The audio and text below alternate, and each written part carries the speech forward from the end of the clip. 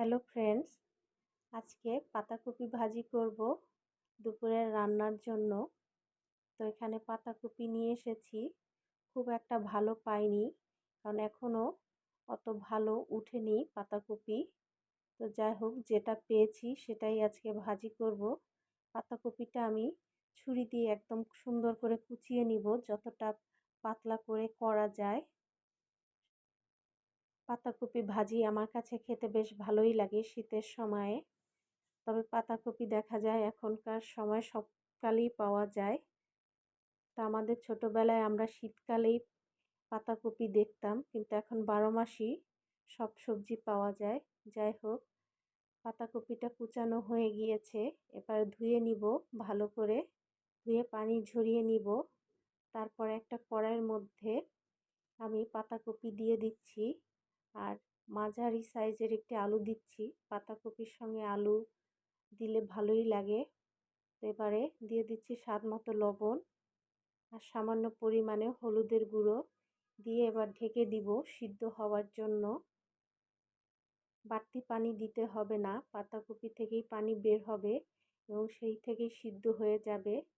এবারে ঢেকে দিচ্ছি, ঢাকনা খুলে নেড়ে দিব যাতে লবণ এবং হলুদটা সবটার মধ্যে মিশে যায়।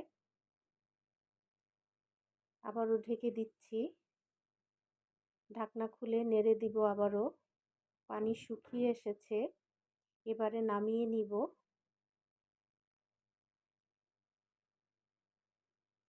এবারে কড়াইয়ের মধ্যে তেল দিয়ে দিব পেঁয়াজ কুচি, রসুন কুচি। আমার ভাজিতে পেঁয়াজ রসুন দিয়ে করলে বেশ ভালো লাগে, তবে এক একজন মানুষ এক এক রকমের রান্না করে তাদের পছন্দ অনুযায়ী। আমি আমার পছন্দ অনুযায়ী করছি পেঁয়াজ রসুন দিয়ে। এবার দিয়ে দিলাম 3টা কাঁচামরিচ। পেঁয়াজটা যখন লাল রং হবে তখন সিদ্ধ করা পাতাকপিটা আমি এর মধ্যে দিয়ে দিব, দিয়ে ভালো করে নেড়ে দিব।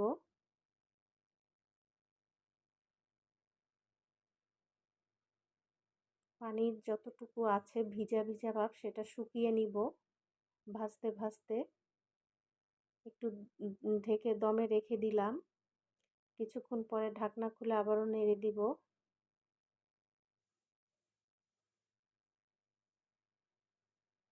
ভাজিটা হয়ে গিয়েছে, এবারে ধনিয়া পাতা কুচি দিয়ে নামিয়ে নিব। আপনারা চাইলে আপনাদের পছন্দ অনুযায়ী জিরে ভাজা গুঁড়া দিয়ে নামিয়ে নিতে পারেন। আমার কাছে ধনিয়া পাতাটাই ভালো লেগেছে আজকে, তাই ধনিয়া পাতা কুচি দিয়ে নামিয়ে নিচ্ছি। তৈরি হয়ে গেল পাতাকপির মজাদার ভাজি। ভিডিওটি যদি আপনারা আমার পেজ থেকে দেখেন তো পেজটা ফলো দিবেন, আর ইউটিউব চ্যানেল থেকে দেখলে চ্যানেলটি সাবস্ক্রাইব করবেন। ধন্যবাদ সবাইকে।